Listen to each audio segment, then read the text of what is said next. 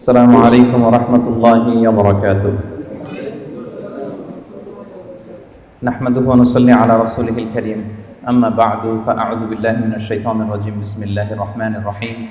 يا أيها الذين آمنوا اذكروا الله ذكرا كثيرا وسبحوه بكرة وأصيلا. صدق الله العظيم. আজকের আলোচনার টপিক হচ্ছে let's nourish our hearts with the remembrance of আল্লাহ সুবহানাহু ওয়া তাআলা।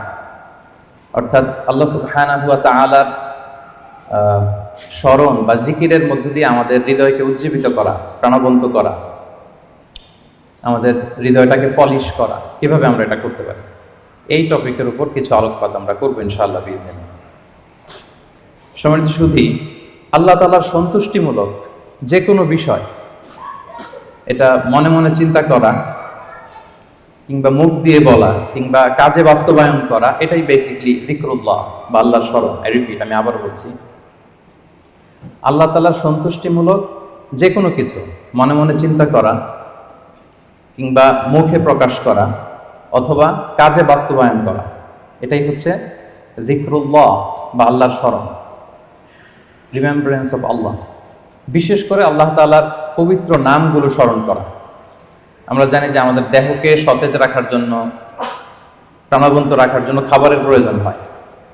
ঠিক তেমনিভাবে আমাদের আত্মা বা আমাদের হৃদয়কে সতেজ রাখার জন্য খাবারের প্রয়োজন হয়, আর সেই খাবারটা হচ্ছে যিকরুল্লাহ, আল্লাহর স্মরণ, রিমেম্ব্রেন্স অফ আল্লাহ সুবহানাহু ওয়া তাআলা। এবং রাসূল সাল্লাল্লাহু আলাইহি ওয়াসাল্লাম বলেছেন যে আমাদের দেহের সবচাইতে দামি অঙ্গ হচ্ছে আমাদের এই কলব বা আমাদের হৃদয়। বিষ্ণু সাল্লাল্লাহু আলাইহি ওয়াসাল্লাম বলেন, ইন্না ফিল জাসাদি মুদগাহ ইযা সলুহাত সলুহাল জাসাদু কুল্লু ওয়া ইযা ফাসাদাত ফাসাদাল জাসাদু কুল্লু আলা ওয়া হিয়াল কলব। নিশ্চয়ই তোমাদের দেহে একটি গোশতের টুকরো আছে, এই গোশতের টুকরোটা যদি ভালো হয় পুরো দেহটা ভালো হয়, আর এটা যদি নষ্ট হয়ে যায় পুরো দেহটা নষ্ট হয়ে যায়, আর সেটা হচ্ছে কলব বা অন্তর বা হৃদয়। তো আমাদের হৃদয়ের প্রশান্তির জন্য, আমাদের হৃদয়টাকে পরিচ্ছন্ন রাখবার জন্য, আমাদের আত্মা বা কলবকে সজীব তরতাজা প্রাণবন্ত রাখার জন্য আল্লাহ তাআলা সবসময় আমাদেরকে তার পবিত্র নামগুলোকে স্মরণ করতে বলেছেন, তার জিকির করতে বলেছেন। এবং আল্লাহ সুবহানাহু ওয়া তাআলার এই বরকতময় নামের যে লজ্জাত, যে স্বাদ, এটার আনন্দ তুলনাহীন, পৃথিবীর কোনো কিছুর সাথে তুলনা হয় না। এবং যারা আল্লাহর নাম জপে, আল্লাহকে ডেকে এর তৃপ্তি পেয়েছেন, কেবলমাত্র তারাই এটা উপলব্ধি করতে পারেন, তারাই এটা ভেতর থেকে, অন্তর থেকে রিয়েলাইজ করতে পারেন। এবং আল্লাহ তাআলার নৈকট্য হাসিলের অন্যতম একটি মাধ্যম হচ্ছে এই যিকরুল্লাহ বা আল্লাহ তাআলার স্মরণ। এবং বেশি বেশি আল্লাহ তাআলাকে স্মরণ করার মধ্য দিয়ে আল্লাহ তাআলার সাথে আমাদের একটা গভীর অ্যাটাচমেন্ট তৈরি হয়, একটা সুসম্পর্ক তৈরি হয়। এজন্য আপনারা দেখবেন কোরআনের পরতে পরতে বিভিন্ন জায়গায় আল্লাহ সুবহানাহু ওয়া তাআলা তার জিকিরের কথা বলেছেন, তাকে স্মরণ করতে বলেছেন।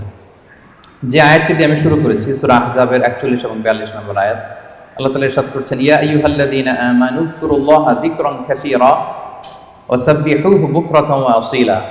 অর্থাৎ ওহে বিশ্বাসীরা, তোমরা বেশি বেশি আল্লাহর জিকির করো বা আল্লাহ তাআলাকে স্মরণ করো, আর সকাল সন্ধ্যা তার পবিত্রতা বা তার মহিমা ঘোষণা করো। বিভিন্ন আয়াতে একই কথা আল্লাহ তাআলা রিপিট করেছেন যে আমাকে বেশি বেশি স্মরণ করো, বেশি বেশি আমার জিকির করো, এবং সকাল সন্ধ্যা আমার পবিত্রতা এবং মহিমা তোমরা ঘোষণা করো।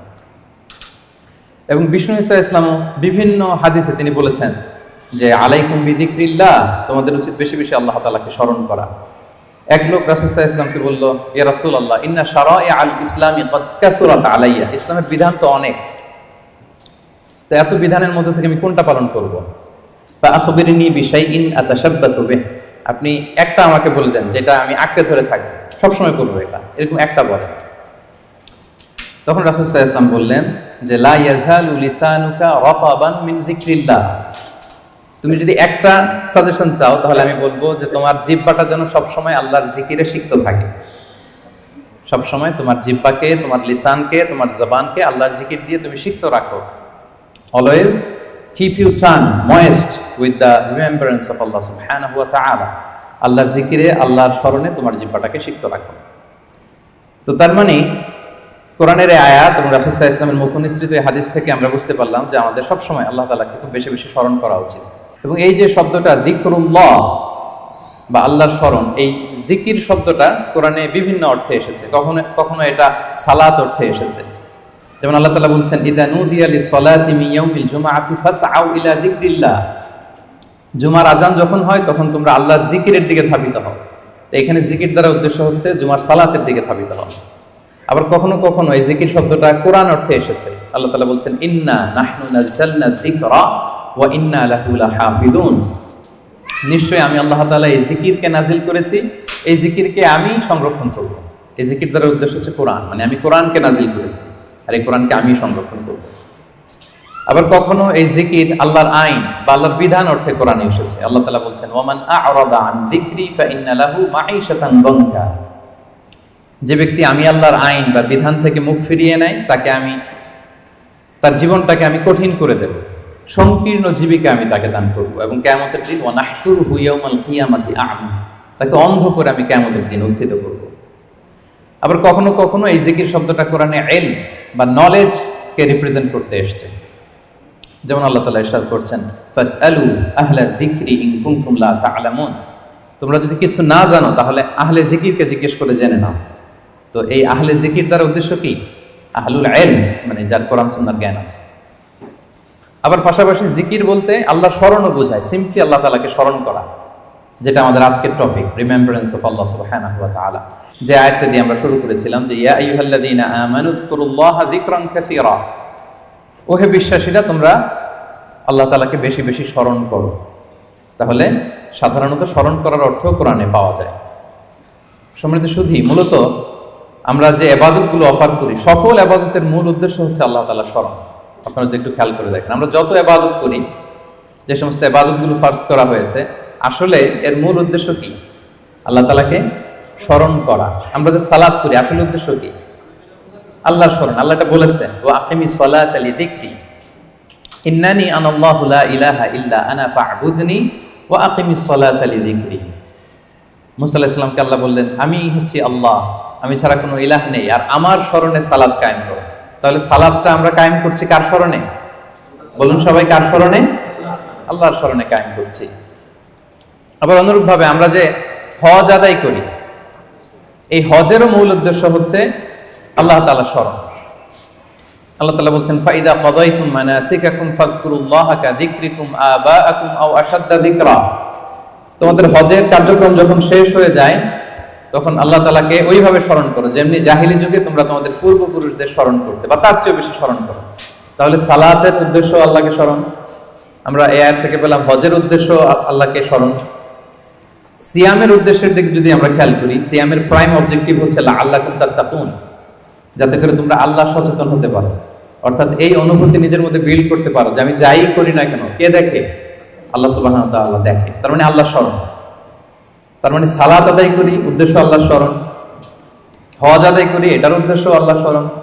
আমরা যে রমাদানে সিয়াম অফার করছি, এটার উদ্দেশ্য কিন্তু আল্লাহ স্মরণ। তাহলে সকল ইবাদতের মূল উদ্দেশ্য বেসিক্যালি আল্লাহ তাআলাকে স্মরণ করা। সম্মানিত উপস্থিতি, এই পর্যায়ে আমি এই যে আল্লাহকে স্মরণ করতে বারবার বলা হয়েছে কোরআনে, হাদিসে, এই স্মরণ করলে আমাদের লাভটা কি, কি বেনিফিট আছে? দ্য বেনিফিটস অফ যিকরুল্লাহ, আল্লাহ তাআলাকে বেশি বেশি স্মরণ করার কিছু বেনিফিটস আমি শেয়ার করতে চাই। আমি 10টি বেনিফিট শেয়ার করব খুব সংক্ষেপে। বেশি বেশি আল্লাহ তাআলাকে স্মরণ করা বা আল্লাহর জিকির করার যে বেনিফিটগুলো আছে, তার প্রথমটা হচ্ছে এর মধ্য দিয়ে আল্লাহ তাআলার সাথে আমাদের একটা স্পেশাল অ্যাটাচমেন্ট গড়ে ওঠে, একটা সুগভীর সম্পর্ক গড়ে ওঠে। এবং আপনি যে আপনার যে কোনো পরিস্থিতিতে আল্লাহর উপর তাওয়াক্কুল করেন, এটা প্রমাণিত হয়। You put you trust on Allah, you rely upon Allah. আপনার যে কোনো সিচুয়েশনে আপনি আল্লাহকে স্মরণ করেন, তার মানে কি আপনার তাওয়াক্কুল বা বিশ্বাস, আস্থার জায়গাটা কার উপরে? আল্লাহর উপরে। এটা প্রমাণিত হয়। এবং এর মধ্য দিয়ে আপনার একটা সাবমিসিভনেস প্রমাণ হয়, যে আপনি সবকিছু আল্লাহ তাআলার উপর সুপর্দ করে দেন। এবং এর ভেতর দিয়ে আল্লাহর সাথে একটা গভীর অ্যাটাচমেন্ট, একটা সম্পর্ক আমাদের গড়ে ওঠে। এটা হচ্ছে 1 নম্বর বেনিফিট, যিকরুল্লাহ। 2 নম্বর বেনিফিট হচ্ছে যারা বেশি বেশি আল্লাহকে স্মরণ করে, আল্লাহর জিকির করে, তাদের প্রতি আল্লাহ তাআলা আল্লাহর নেয়ামত আরো বাড়িয়ে দেন। আল্লাহর ব্লেসিংস, মার্সি, বাউন্টিজ, এগুলো আল্লাহ তাআলা আরো বাড়িয়ে দেন। কারণ বারবার আল্লাহকে স্মরণ করা মানে কি? এটা কাইন্ড অফ মানে আপনার গ্র্যাটিটিউড, আপনি আল্লাহর প্রতি কৃতজ্ঞতা প্রকাশ করছেন যে আল্লাহ তাআলা আপনাকে নেয়ামতে ধন্য করেছেন। বারবার আপনি তাকে স্মরণ রাখেন। বাংলা একটা কথা বলে, যার নুন খাও তার গুণ গাও। তো আল্লাহর নেয়ামতে আমরা বেঁচে আছি, তো সে আল্লাহকে বারবার স্মরণ করি, তার মানে এটা আল্লাহ তাআলার প্রতি একটা আমাদের কৃতজ্ঞতা বোধ, শুকরিয়া বোধ, তাই না? এবং আল্লাহ বলেছেন লা ইন শাকারতুম লা আযীদান্নাকুম, যদি বেশি বেশি কৃতজ্ঞ হও, শুকরগুজার হও, শুকরিয়া আদায় করো, আমি নিয়ামত আরো বাড়িয়ে দেব। তাহলে 2 নাম্বার যেটা আমরা পেলাম, আল্লাহ তাআলার নিয়ামতের বাড়িধারা এটা আমাদের উপর আরো বাড়তে থাকবে, কন্টিনিউ হতে থাকবে। 3 নাম্বার হচ্ছে it protects you from the temptation of শয়তান এন্ড ইভিল আইস। শয়তানের টেম্পটেশন থেকে এই জিকরুল্লাহ আপনাকে রক্ষা করবে। আমরা হাদিসে পড়েছি যে শয়তান ইয়াজরি মাজরাদ দাম, শয়তানকে আল্লাহ এত পাওয়ার দিয়েছেন, রক্ত চলাচলের ওখানে শয়তান ঢুকেও আপনাকে প্রভোগ করতে পারে, টেম্পটেশন দেয়। সহিহ বুখারীতে এসেছে একটা তা'লিক হাদিস, বিষ্ণুই বলেন আশ-শাইতানু জাসিমুন আলা কলবি ইবনে আদম, শয়তান বনি আদমের কলবে, অন্তরে খামচি মেরে বসে থাকে। ফাইদা যাকারাল্লাহ খানাসা, যখন বনি আদম আল্লাহর জিকির করে, আল্লাহকে স্মরণ করে, খানাসা শয়তান দৌড়ে পালায়। ওয়া ইদা গাফালা ওয়াসওয়াসা, আর যখনই আবার সে অন্যমনস্ক হয়, গাফিল হয়, শয়তান আবার এসে তাকে ধোঁকা দিতে থাকে। তাহলে সবসময় যদি আল্লাহর স্মরণের মধ্যে আমরা থাকি, শয়তানের টেম্পটেশন থেকে আমরা মুক্ত থাকবো। এবং এটা কেমন যেন it works like a fortress, আপনি একটা দুর্গের ভেতরে ঢুকে ওই দুর্গকে তালাবদ্ধ করে দিয়েছেন, ইউ আর প্রোটেক্টেড। হ্যাঁ, একটা শিল্ডের পেছনে আপনি আছেন, শয়তানের টেম্পটেশন আপনাকে ছুঁতে পারবে না, শয়তানের হাতছানি আপনাকে ছুঁতে পারবে না, আপনি প্রোটেক্টেড। তো সবসময় যদি আল্লাহ তাআলার জিকিরে, আল্লাহর স্মরণে থাকা যায়, তাহলে স্পেশাল প্রোটেকশন আল্লাহ তাআলার পক্ষ থেকে আমরা পাই। এটা হচ্ছে 3 নাম্বার বেনিফিট। 4 নাম্বার বেনিফিট হচ্ছে এই যিকরুল্লাহ বা আল্লাহ তাআলার স্মরণগুলো আপনার মিজানের পাল্লায় সেদিন অনেক উঁচু পাহাড় হয়ে দাঁড়াবে, মিজানের পাল্লাকে ভারী করবে। এর সপক্ষে ভুরি ভুরি হাদিস আছে, এতগুলো এখানে উল্লেখ করা সম্ভব না, একটা শুধু বলি। বিষ্ণু সাল্লাল্লাহু আলাইহি ওয়াসাল্লাম বলেন ওয়া সুবহানাল্লাহি ওয়াল হামদুলিল্লাহি তামলাআনি মা বাইনাস সামাই ওয়াল আরদ। আপনি যদি একবার সুবহানাল্লাহ পড়েন বা আলহামদুলিল্লাহ পড়েন, তাহলে আকাশ জমিনের মাঝখানে যত ফাঁকা জায়গা আছে, পুরো জায়গাটাকে আল্লাহ তাআলা সওয়াব দিয়ে পরিপূর্ণ করে আপনার আমলনামায় উঠিয়ে দিবেন। সুবহানাল্লাহ বিহামদিহি। তাহলে প্রত্যেকটা তাসবিহ উচ্চারণের মধ্য দিয়ে আমার আমলনামা বাড়তেছে, তাই না? আমার মিজানের পাল্লা সেটা ভারী হবে। ফামান সাকুলাত মাওয়াজিনুহু ফাহুয়া ফি আইশাতির রাদিয়া, আর সেদিন যার মিজানের পাল্লা ভারী হবে, সে আনন্দে থাকবে, সুখে থাকবে, স্বচ্ছন্দ থাকবে, শেষ হাসিটা সেই হাসবে। সো এই জিকিরটাকে, এটা আমাদের এডিকশনে রূপান্তর করা উচিত। বি এডিক্টেড উইথ দ্য যিকরুল্লাহ। সবসময় আপনি পড়ুন লা ইলাহা ইল্লাল্লাহ, সুবহানাল্লাহ। ট্রাফিক জ্যামে আটকে আছেন, পড়ুন আস্তাগফিরুল্লাহ। ড্রাইভিং করছেন, পড়ুন আস্তাগফিরুল্লাহ। মিটিং এ আছেন, ফাঁকে পড়ুন আস্তাগফিরুল্লাহ। অবসর সময় কাটাচ্ছেন, পড়ুন লা হাওলা ওয়ালা কুওয়াতা ইল্লা বিল্লাহ, হাসবুনাল্লাহ। আপনি পড়ুন, আপনি প্রোটেক্টেড থাকবেন এবং প্রতিটি শব্দ উচ্চারণের মধ্য দিয়ে আপনার আমলনামা ভারী হতে থাকবে। আচ্ছা, 5 নাম্বার বেনিফিট হচ্ছে আল্লাহ সুবহানাহু ওয়া তাআলা যারা সব সময় আল্লাহকে স্মরণ করে, তাদের জন্য ক্ষমা এবং সুবিশাল প্রতিদানের ঘোষণা দিয়েছেন। সূরা আহজাবের 35 নম্বর আয়াতে আল্লাহ তাআলা 10 শ্রেণীর ব্যক্তির ঘোষণা, 10 শ্রেণীর ব্যক্তির নাম উল্লেখ করে তিনি বলেছেন আ'আদাল্লাহু লাহুম মাগফিরাতাও ওয়া আজরান আযীমা। এই 10 শ্রেণীর লোকের জন্য আল্লাহ তাআলা ক্ষমা এবং সুমহান প্রতিদান তিনি রেখে দিয়েছেন। এই 10 শ্রেণীর ব্যক্তির মধ্যে এক শ্রেণী হচ্ছে আয-যাকিরুনাল্লাহা কাসীরাও ওয়ায-যাকিরাত, যারা সব সময় সর্ব অবস্থায় আল্লাহ তাআলাকে স্মরণ করে, তাদের জন্য আল্লাহ তাআলা ক্ষমা প্রস্তুত করে রেখেছেন। এবার বলেন তো আমাদের ক্ষমার দরকার আছে কিনা? হ্যাঁ, আছে। আমরা সবাই তো ক্ষমার ভিখারি, আল্লাহ তাআলার কাছে ক্ষমা চাই। আমরা সবাই পাপী, কুল্লুকুম খাত্তাউন ওয়া খায়রুল খাত্তাইনা আত-তাওয়াবুন। আমরা সবাই পাপী, আমাদের ক্ষমার প্রয়োজন আছে। তো আমরা যেন বেশি বেশি আল্লাহ তাআলাকে স্মরণ করি, তার জিকির দিয়ে যেন আমাদের জিহ্বাকে সিক্ত রাখি। আচ্ছা, 6 নাম্বার হচ্ছে it saves you from the hell fire. আল্লাহর জিকির জাহান্নামের আগুন থেকে মানুষকে বাঁচায়। রাসূল সাল্লাল্লাহু আলাইহি ওয়াসাল্লাম বলেন লিকুল্লি শাইইন সিকালা ওয়া সিকালাতুল কুলুবি যিকরুল্লাহ। সবকিছুকে পলিশ করতে হয়, আর অন্তরের পলিশ করার পদ্ধতি হচ্ছে যিকরুল্লাহ, আল্লাহর জিকির। আল্লাহর জিকির ছাড়া কোনো কিছু দিয়ে হৃদয়কে পলিশ করা যায় না। এরপর বিষ্ণু সাল্লাল্লাহু আলাইহি ওয়াসাল্লাম বলেছেন মা মিন শাইইন আনজা মিন আযাবিল্লাহি মিন যিকরিল্লাহ। আল্লাহর আযাব থেকে বান্দাকে বাঁচাতে আল্লাহর জিকিরের চেয়ে কার্যকরী দ্বিতীয় কোনো জিনিস আর পৃথিবীতে নেই। আল্লাহর আযাব থেকে রক্ষা করতে সবচাইতে কার্যকরী হাতিয়ার হচ্ছে যিকরুল্লাহ, আল্লাহর স্মরণ। সব সময় উঠতে বসতে আল্লাহ তাআলাকে স্মরণ করা। তাহলে বেশি বেশি জিকির আমাদেরকে জাহান্নামের আগুন থেকে বাঁচাবে। 8 নাম্বার বেনিফিট হচ্ছে, এটা খুব ইন্টারেস্টিং যদি আপনারা একটু খেয়াল করেন, যে এই জিকিরটা এটা যে কোনো সময় করা যায়। কি বলেন? যে কোনো সময় করা যায়, যে কোনো পরিস্থিতিতে করা যায়, ইন এনি সিচুয়েশন, যেখানে থাকেন করা যাবে। আল্লাহ বলেছেন ফাযকুরুল্লাহা কিয়ামান ওয়া কুউদান ওয়া আলা জুনুবিহিম, দাঁড়িয়ে করা যায় আল্লাহর জিকির, বসে করা যায়, শুয়ে করা যায়, ইভেন আপনি যদি অপবিত্র থাকেন তখনও করা যায়। আল্লাহর জিকির করার জন্য, আল্লাহকে মনে মনে স্মরণ করার জন্য কিন্তু পবিত্রতা প্রয়োজন নেই, সবাই একমত। ইভেন আপনি যদি জুনুবি হালাতে থাকেন, মানে আপনার উপর গোসল করা ফরজ, তখনও আপনি আল্লাহর জিকির করতে পারবেন। ইভেন আমাদের বোনদের যখন পিরিয়ড চলে তখনও তারা আল্লাহর জিকিরগুলো করতে পারে, তাসবিহগুলো করতে পারে, তাহলিলগুলো করতে পারে, সুবহানাল্লাহ ওয়া বিহামদিহি। তাহলে এটা এমন একটা আমল যেটা সব সময় করা যায়, যে কোনো মুহূর্তে করা যায়, যে কোনো সিচুয়েশনে করা যায়। এই জন্য আমরা যেন নিজেদেরকে আল্লাহর জিকিরের সাথে জুড়ে রাখি, সম্পৃক্ত করে রাখি, সবসময় আমাদের জিহ্বা যেন আল্লাহর জিকির দিয়ে আমরা সিক্ত রাখি। 9 নম্বর বেনিফিট হচ্ছে, আমরা যদি আল্লাহর জিকির করি, আল্লাহ আমাদের জিকির করে। সুবহানাল্লাহ ওয়া বিহামদিহি। আল্লাহ তাআলা বলছেন ফাযকুরুনি আযকুরকুম ওয়াশকুরুলি ওয়ালা তাকফুরুন। ওহে বান্দারা, তোমরা আমাকে স্মরণ করো, আমিও তোমাদেরকে স্মরণ করি। আমরা আল্লাহকে স্মরণ করলে আল্লাহ আমাদেরকে স্মরণ করে। সুবহানাল্লাহ। এটা অনুভূতির বিষয়। প্রাইম মিনিস্টার আনোয়ার ইব্রাহিম যদি আমাকে স্মরণ করে, আমাকে নিয়ে কথা বলে প্রাইম মিনিস্টারের অফিসে, এটা কেমন ফিল হবে আপনাদের? জো বাইডেন আমাকে নিয়ে আলাপ করে হোয়াইট হাউস, এটা কেমন ফিল হবে আপনাদের? আরশের মালিক আল্লাহ সুবহানাহু ওয়া তাআলা আপনাকে স্মরণ করে, আপনার নাম উল্লেখ করে, এটা কেমন লাগে আপনার কাছে? আল্লাহু আকবার। হাদিসে কুদসিতে আল্লাহ তাআলা বলেন ফাইন যাকারানি ফি নাফসি নাফসিহি যাকারতুহু ফি নাফসি। আমার কোন বান্দা যদি একাকী আমাকে স্মরণ করে, আমিও আমার বান্দাকে একাকী স্মরণ করি। আমার কোন বান্দা মনে মনে আমাকে স্মরণ করলে আমি তাকে মনে মনে স্মরণ করি। ওয়া ইন যাকারানি ফি মালাইন যাকারতুহু ফি মালাইন খায়রিম মিনহু। আর সামষ্টিকভাবে কোন বিশাল প্রোগ্রামে, গেট টুগেদারে যদি সবাই মিলে আমি আল্লাহকে স্মরণ করে, তাহলে আমি এর চেয়েও বড় গেট টুগেদার সাজিয়ে ফেরেশতাদেরকে নিয়ে সেখানে আমি আমার বান্দাকে স্মরণ করি। ওয়া ইন তাকাররাবা ইলাইয়া বিশিবরিন তাকাররাবতু ইলাইহি যিরাআন। আমার কোন বান্দা যদি আমার দিকে এক বিঘত অ্যাডভান্স হতে চায়, অগ্রসর হতে চায়, আমি আমার বান্দার দিকে এক হাত অগ্রসর হই।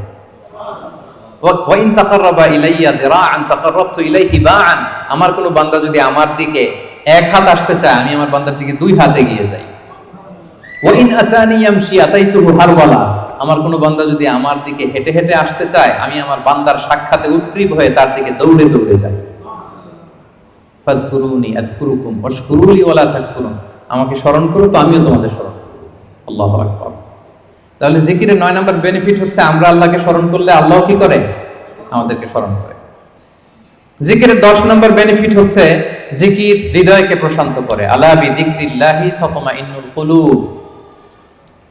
আল্লাহর জিকির দিয়ে, আল্লাহর স্মরণ দিয়ে আমাদের হৃদয় প্রশান্ত হয়। সম্মানিত ভাই এবং বোনেরা, পৃথিবীর কোনো কিছু দিয়ে আপনার হৃদয়কে আপনি পরিতৃপ্ত করতে পারবেন না। কোনো কিছু না, তৃপ্ত হবে না আপনার হৃদয়। আপনি যদি খুব পেট ভরে ভালো কিছু খান 5 স্টার বুফেতে, আপনার পেট ভরবে কিন্তু হৃদয় তৃপ্ত হবে না। আপনি যদি অনেক টাকার মালিক হন, আপনার একটা স্যাটিসফ্যাকশন আসবে, কিন্তু আপনার হৃদয় তৃপ্ত হবে না। আপনার যদি অনেক নেম হয়, ফেম হয়, পাওয়ার আসে আপনার হাতে, আপনার একটা স্যাটিসফ্যাকশন আসবে, আপনার হৃদয় তৃপ্ত হবে না। বিবাহিতরা, তারা যদি ফিজিক্যাল ইন্টিমেসিতে যায় হালাল পন্থায়, তার ডিজায়ার ফুলফিল হয়, কিন্তু তার কল্প তৃপ্ত হয় না, হৃদয় তৃপ্ত হয় না। হৃদয় তৃপ্ত হয় কেবলমাত্র, শুধুমাত্র, একমাত্র একটি নামের স্মরণে। নামটা কি? আল্লাহ। আলা বিযিকরিল্লাহি তাতমাইন্নুল কুলুব। জেনে রেখো, শুধুমাত্র কেবলমাত্র আল্লাহর নামের স্মরণেই আমাদের হৃদয় প্রশান্ত হয়। আল্লাহর জিকিরেই আপনি মনোদৈহিক প্রশান্তি লাভ করবেন। বিষ্ণু সাল্লাল্লাহু আলাইহি ওয়াসাল্লাম বলেছেন মাসালুল্লাযী ইয়াযকুরু রাব্বাহু ওয়াল্লাযী লা ইয়াযকুরু মাসালুল হাইয়্যি ওয়াল মাইয়্যিত। যে ব্যক্তি আল্লাহকে স্মরণ করে আর করে না, তাদের পার্থক্য হচ্ছে জীবিত আর মৃতের মতো। যে আল্লাহকে স্মরণ করে তার হৃদয়টা জীবিত, আর যে ব্যক্তি আল্লাহকে স্মরণ করে না, অ্যাপারেন্টলি তাকে জীবিত মনে হলেও আল্লাহ বলে তার হৃদয়টা মৃত। ইবনু তাইমিয়া আলাইহি রাহমা, উনি বলতেন, পানি ছাড়া যেমনি মাছ বাঁচতে পারে না, পানি থেকে মাছ উঠিয়ে ফেললে মাছের যেরকম অবস্থা, কোন বান্দা যখন গাফেল হয়ে আল্লাহর জিকির থেকে দূরে সরে যায়, তার হৃদয়ের ঠিক ওই অবস্থা হয়ে যায়। এটা মৃত অন্তরে রূপান্তরিত হয়। সম্মানিত ভাই বোনেরা, তাহলে আল্লাহর স্মরণের সর্বশেষ 10 নম্বর বেনিফিট আমরা যেটা পেলাম, সেটা হচ্ছে আলা বিযিকরিল্লাহি তাতমাইন্নুল কুলুব। আল্লাহর জিকিরে আমাদের হৃদয় প্রশান্ত হয়। তাহলে 10টা বেনিফিট আমরা তো বুঝতে পারলাম নাকি? এখন কি মনের মধ্যে আগ্রহ জাগতেছে বেশি বেশি আল্লাহর তাসবিহ তাহলিল জিকিরগুলো করার অবসর টাইমে? হ্যাঁ, ইনশাআল্লাহ বলেন সবাই। ইনশাআল্লাহ, আল্লাহ আমাদের তৌফিক দান করুন। এবার আমরা একটু করে জেনে নেই, এই যে জিকির করবো এটার পদ্ধতি কি। জিকিরের পদ্ধতি নিয়ে আবার অনেক কথাবার্তা আছে। কোন পদ্ধতিতে এই জিকিরটা আমরা করব?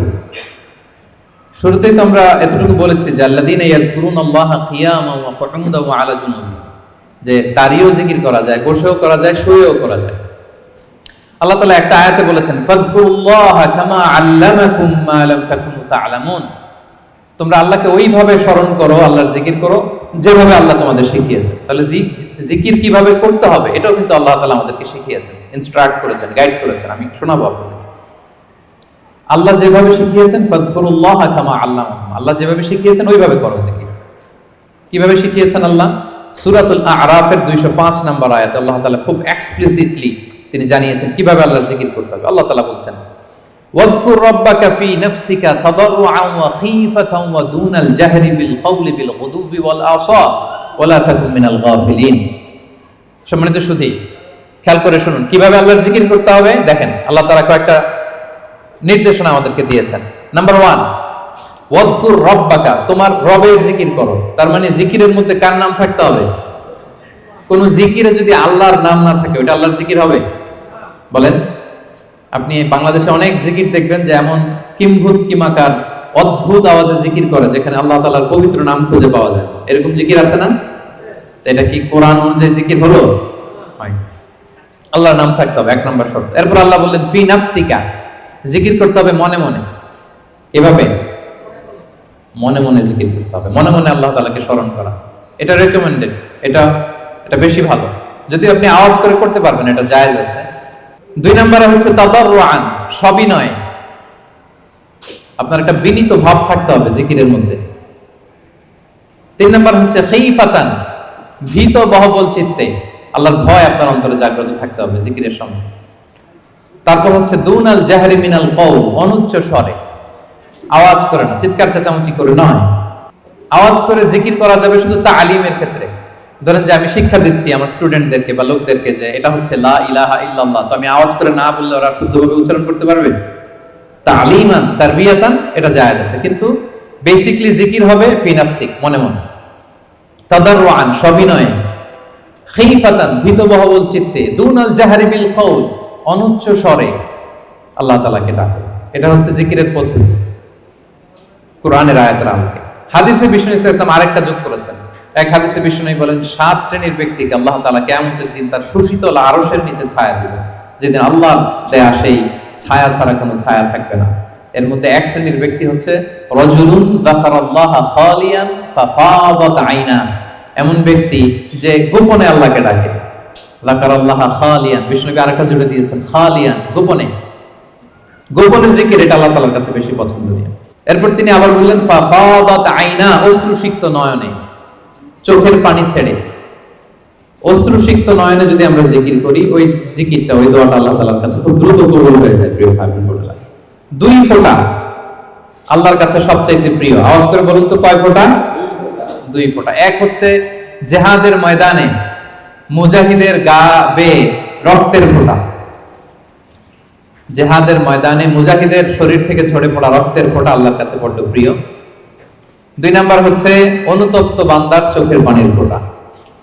একজন বান্দা তার কৃতকর্মের জন্য অনুতপ্ত হয়ে যখন কাঁদে, অশ্রু বিসর্জন দেয়, তার চোখের পানি তার চোখ বেয়ে, তার নাক বেয়ে জমিনে ড্রপ করার আগেই আল্লাহ এই বান্দাকে মাফ করে দেয়। তাহলে মুজাহিদের রক্তের ফোঁটা আর অনুতপ্ত বান্দার চোখের পানির ফোঁটা আমার কাছে খুব প্রিয়।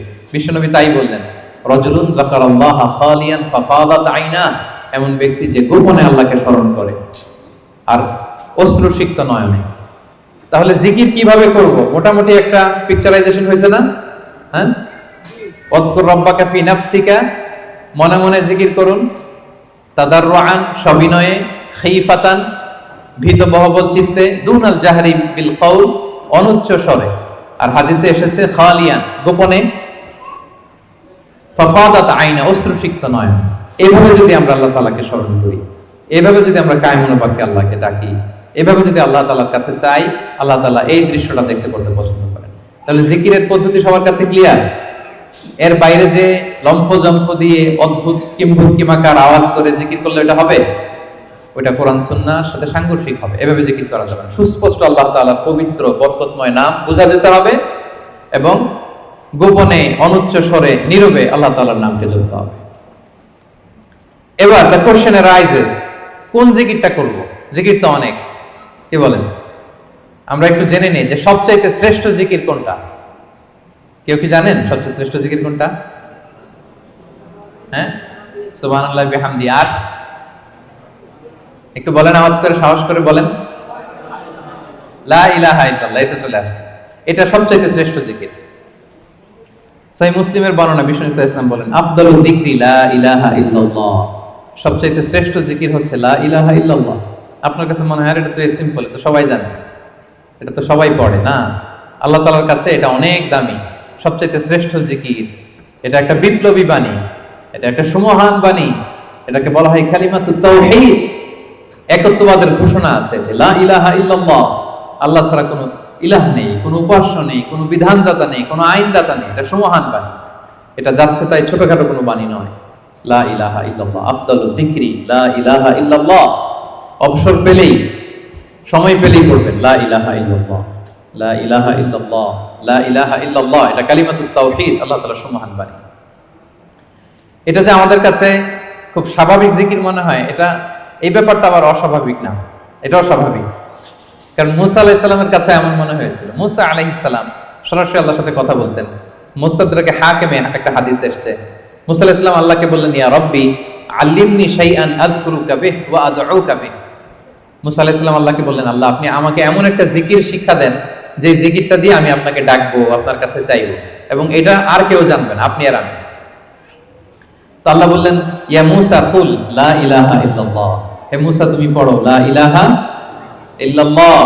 মুসা আলাইহিস সালাম বললেন, ইয়া রাব্বি কুল্লু ইবাদিকা ইয়াকুলু হাদা। হে আল্লাহ আপনার সব বান্দাই তো এটাই পড়ে, লা ইলাহা ইল্লাল্লাহ তো সবাই জপে, সবাই পড়ে। আমি তো স্পেশাল কিছু চেয়েছিলাম, ইন্নামা উরিদু শাইআন তাফুসুনি বি। আমি এমন কিছু চেয়েছি যেটা স্পেশাল, এটা এই নামে আমি ডাকবো আর আপনি জানবেন, আর কেউ জানবে না। স্পেশাল একটা জিকির আমাকে শিক্ষা দেন।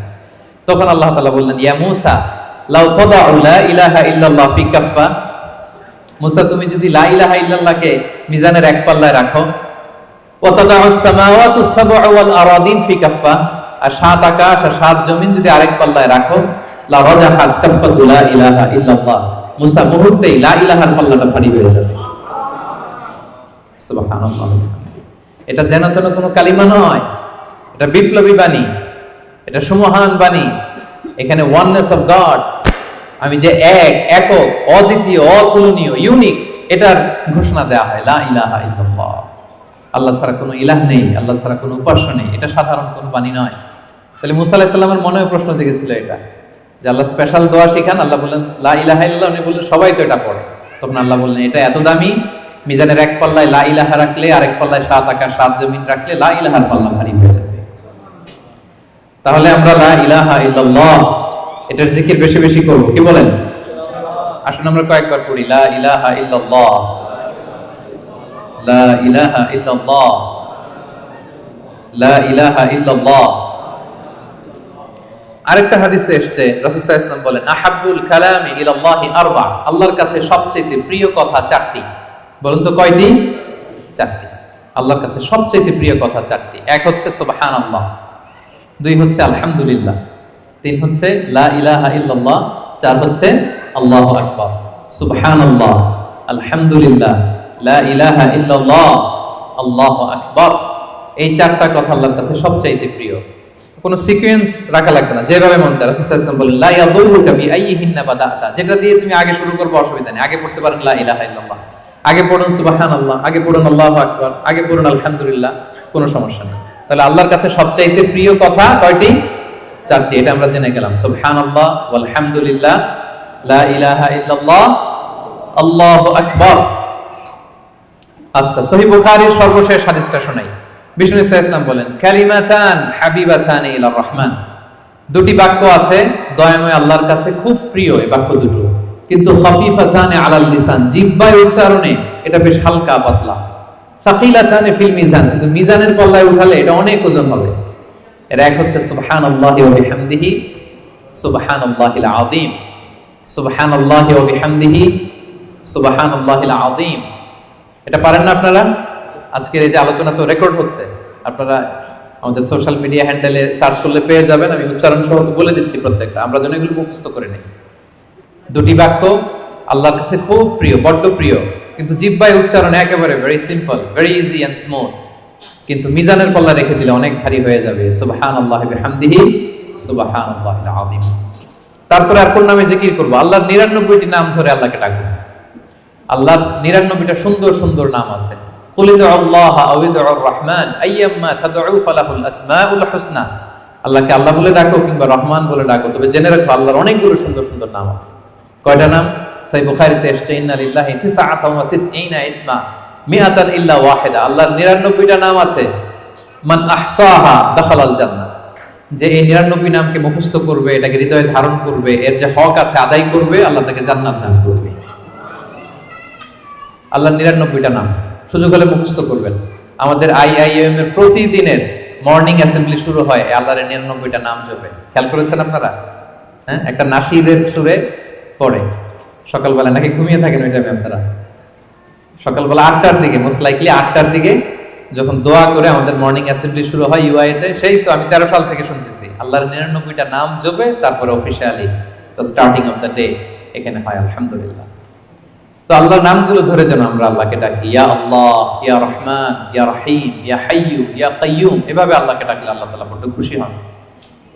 এবং হাদিসে এসেছে আর রহমান আর রহিম এবং হাইয়্যু আর আল কাইয়্যুম, এই নামগুলোকে ইসমে আজম বলা হয়েছে। এক সাহাবী এভাবে ইয়া হাইয়্যু, ইয়া কাইয়্যুম, ইয়া রহমান, রহিম বলে দোয়া করছে। এই দোয়া রাসূল সাল্লাল্লাহু আলাইহি ওয়াসাল্লাম শুনে বললেন, ওর দোয়া তো আছে, কবুল হয়ে যাবে, কারণ সে ইসমে আজম ধরে ধরে দোয়া করছে। সুবহানাল্লাহ ওয়া বিহামদিহি।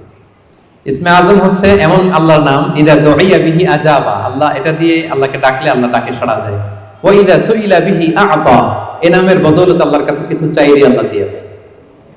তাহলে এই নামগুলো ধরে আমরা আল্লাহ তাআলাকে ডাকতে পারি। কি বলেন? আল্লাহর 99টা নাম আমরা যেন মুখস্থ করি।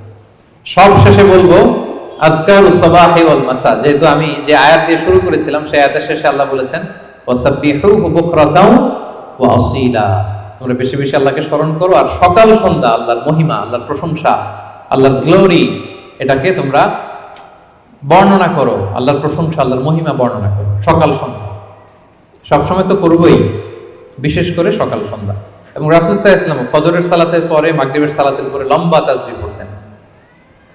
ফজরের প্রত্যেক ফরজ সালাতের পরে বিষ্ণু সাল্লাল্লাহু আলাইহি ওয়াসাল্লাম তাসবিহ তো পড়তেনই, ফজর আর মাগরিব এই দুইটার পরে আরো দীর্ঘ সময় ধরে তিনি তাসবিহ পড়তেন।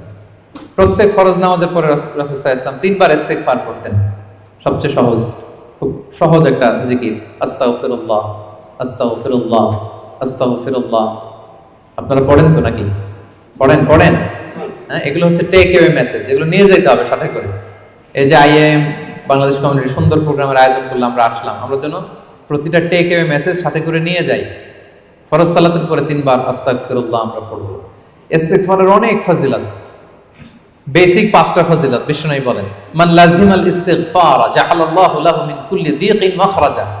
ইস্তিগফার যে সব সময় পড়বে ও জীবনে আটকাবে না, বিপদে পড়লেই আল্লাহ এই যে কেলওয়ারের ব্যবস্থা করে দিবেন, মানে ওয়ে আউট, এক্সিট। আপনি আটকাবেন, আল্লাহ আপনাকে ওয়ে আউটের ব্যবস্থা করে দিবে। অমিন কুল্লি হাম্মিন ফারাজা, দুশ্চিন্তা থাকবে না আপনার জীবনে, অ্যাংজাইটি থাকবে না, চিন্তা মুক্ত করবেন। 2টা গেল। ওয়ারযুকহু মিন হাইসু লা ইয়াহতাসিব, এমন জায়গা থেকে আল্লাহ রিজিকের ব্যবস্থা করে দিবেন আপনাকে, আপনি কল্পনাও করতে পারবেন না। 4 নাম্বার, আল্লাহর পক্ষ থেকে বড় আযাব গজব কখন আপনাকে স্পর্শ করবে না। ওমা কানাল্লাহু মুআযিবাহুম ওয়া হুম ইস্তাগফিরুন, আমার বান্দারা যতক্ষণ ইস্তিগফার করে কোনো আযাব তাকে স্পর্শ করবে না। 5 নাম্বার, যে সব সময় ইস্তিগফার, উঠতে বসতে সব কাজে ইস্তিগফার পড়তে পড়তে এক পর্যায়ে এই ব্যক্তি মুস্তাজাবুদ দাওয়াতে উন্নীত হয়ে যায়। মুস্তাজাবুদ দাওয়া মানে এমন ব্যক্তি যে দোয়া করতে দেরি হয়, ওই দোয়া কবুল হতে দেরি হয়, হাত তুলতে দেরি আল্লাহ কবুল করে ফেলে। তা আমরা কি মুস্তাজাবুদ দাওয়া হতে চাই? সবাই হতে চাই? আমরা যেন বেশি বেশি ইস্তিগফার করি। এরপর রাসূল সাল্লাল্লাহু আলাইহি ওয়াসাল্লাম পড়তেন আল্লাহুম্মা লা মানি আলিমা আ'তাইত ওয়া লা মু'তি লিমা মানা'ত ওয়া লা ইয়ানফা'ু যাল জাদ্দি মিনকাল জাদ। অর্থগুলো বড় সুন্দর। আল্লাহ, তুমি যেটা আমাকে দিবে এটাকে আটকে রাখার কেউ নেই। আল্লাহ, তুমি যেটা আটকে রাখতে চাও, দিতে চাও না, গোটা বিশ্বের সব শক্তি একসাথে মিলেও এটা আমার সামনে হাজির করার ক্ষমতা কারণ নেই। আল্লাহ তোমার সামনে তোমার আনুগত্য ছাড়া অন্য কিছুর কোনো দাম হয় না। এগুলো রাসূল সাল্লাল্লাহু আলাইহি ওয়াসাল্লাম পড়তেন, সকালবেলা পড়তেন আল্লাহুম্মা বিকা আসবাহনা ওয়া বিকা আমসাইনা ওয়া বিকা নাহইয়া ওয়া বিকা নামুতু ওয়া ইলাইকান নুশুর। আবার সন্ধ্যাবেলা পড়তেন আল্লাহুম্মা বিকা আমসাইনা ওয়া বিকা আসবাহনা ওয়া বিকা নাহইয়া ওয়া বিকা নামুতু ওয়া ইলাইকান নুশুর। এই দোয়াগুলো রাসূল সাল্লাল্লাহু আলাইহি ওয়াসাল্লাম পড়তেন। আল্লাহুম্মা আনতাস সালাম ওয়া মিনকাস সালাম তাবারাকতা ইয়া যাল জালালি ওয়াল ইকরাম, এটা পড়তেন। ফজরের সালাতের পর একটা বিশেষ দোয়া পড়তেন আল্লাহুম্মা ইন্নী আসআলুকা ইলমান নাফিআ ওয়া রিজকান তাইয়্যিবা ওয়া আমালান মুতাকাব্বালা। আল্লাহ, আপনার কাছে আমি উপকারী জ্ঞান চাই। আল্লাহ, আপনার কাছে আমি পবিত্র রিজিক চাই। আল্লাহ, আপনার কাছে আমি কবুলযোগ্য আমল চাই। এই দোয়াগুলো রাসূল সাল্লাল্লাহু আলাইহি ওয়াসাল্লাম পড়তেন। প্রত্যেক ফরজ সালাতের পরে 33 বার সুবহানাল্লাহ, 33 বার আলহামদুলিল্লাহ, 33 বার আল্লাহু আকবার, সবশেষে মিলাতেন এই বলে লা ইলাহা ইল্লাল্লাহ ওয়াহদাহু লা শারীকা লাহু লাহুল মুলকু ওয়া লাহুল হামদু ওয়া হুয়া আলা কুল্লি শাইইন কাদির। এই দোয়াটা লা ইলাহা ইল্লাল্লাহ ওয়াহদাহু লা শারীকা লাহু, বিষ্ণু বলেন এটা আরাফার দিনের শ্রেষ্ঠ দোয়া। এই দোয়া আমি আমার আগের সব নবীরা পড়েছে। এই দোয়াটা যেন আমরা বেশি বেশি পড়ি। কত দোয়া যে বিষ্ণু সাল্লাল্লাহু আলাইহি ওয়াসাল্লাম করেছেন, প্রতিটা মুহূর্তে আল্লাহ তাআলার জিকির দিয়ে বিষ্ণু সাল্লাল্লাহু আলাইহি ওয়াসাল্লাম তার জিহ্বাকে সিক্ত রাখতেন। আমরা তো ঘুমের সময় পড়ি আল্লাহুম্মা বিসমিকা আমুতু ওয়া আহইয়া। বিষ্ণু নবী চমৎকার একটা দোয়া পড়তেন আল্লাহুম্মা ইন্নী আসলামতু ওয়াজহি ইলাইক ওয়া ফাওয়াদতু আমরি ইলাইক ওয়া আলজাতু যাহরি ইলাইক রাগবাতান ওয়া রাহবাতান ইলাইক লা মালজা ওয়া লা মানজা ইল্লা ইলাইক আল্লাহুম্মা আমানতু বিকিতাবিকাল্লাযী আনসালতা ওয়া নাবিয়্যিকাল্লাযী আরসালতা। হে আল্লাহ, আমি আমার নিজেকে তোমার কাছে পরিপূর্ণ সাবমিশন করে দিলাম। ঘুমোতে গেলে আমাদের পিঠ বিছানায় লাগে না, আল্লাহ আমার বিছানাকে তোমার কাছে আমি আশ্রয় রাখলাম। আল্লাহ, আমার নিজেকে আমি তোমার কাছে সুপর্দ করে দিলাম। কি সাবমিসিভনেস, কত চমৎকার ভাবে নিজেকে আল্লাহ তাআলার কাছে সঁপে দিতেন। আমরা পানি খাই, পানি খাওয়ার পরে বিষ্ণু নবী এত চমৎকার একটা দোয়া পড়তেন। তিনি পড়তেন আলহামদুলিল্লাহিল্লাযী জাআলা হাযাল মাআ আযবান ফুরাতান বিরাহমাতিহি ওয়া লাম ইয়াজআলহু মিলহান উজাজান লিযুনুবিনা। প্রশংসা সে আল্লাহ, যে আল্লাহ দয়া করে এই পানিটাকে সুইট ওয়াটার মানে সুমিষ্ট পানি বানিয়েছেন। আমরা যে পাপী, আমাদের পাপের কারণে এই পানিটাকে তিনি লবণাক্ত বানিয়ে দেন। চিন্তা করেন তো, এই যে মিনারেল ওয়াটারের বোতল খুলে তো ঘট ঘট করে ইফতারি করে ফেলি। পানি যদি মিষ্টি না হয়, লোনা পানি হতো, লবণাক্ত হতো, কি হতো আমাদের? আমরা কি কল্পনা করি? এই দোয়াগুলো বিষ্ণু সাল্লাল্লাহু আলাইহি ওয়াসাল্লাম সবসময় করতেন। সফরের সময় লম্বা দোয়া পড়তেন। অনেক দোয়ার লিস্ট আমি নিয়ে এসেছিলাম, এগুলো আপনারা অনলাইনে সার্চ করলেও পাবেন। আমাদের পুরো দিনটাকে, আমাদের পুরো রাতের সময়গুলোকে আমরা আল্লাহর জিকিরে কিন্তু এভাবে সাজাতে পারি। বিষ্ণু সাল্লাল্লাহু আলাইহি ওয়াসাল্লামের নির্দেশনা অনুযায়ী যেন আমরা আমাদের জিহ্বাটাকে আল্লাহর এই চমৎকার নামের জিকির দিয়ে যেন সিক্ত রাখি। আমরা যেন বেশি বেশি আল্লাহ তাআলার নাম জপে নিজেদেরকে শয়তানের প্রভোকেশন, টেম্পটেশন থেকে যেন আমরা প্রোটেক্টেড রাখি। আমরা যেন আমাদের সাথে আল্লাহর সম্পর্ককে আরো মজবুত করি।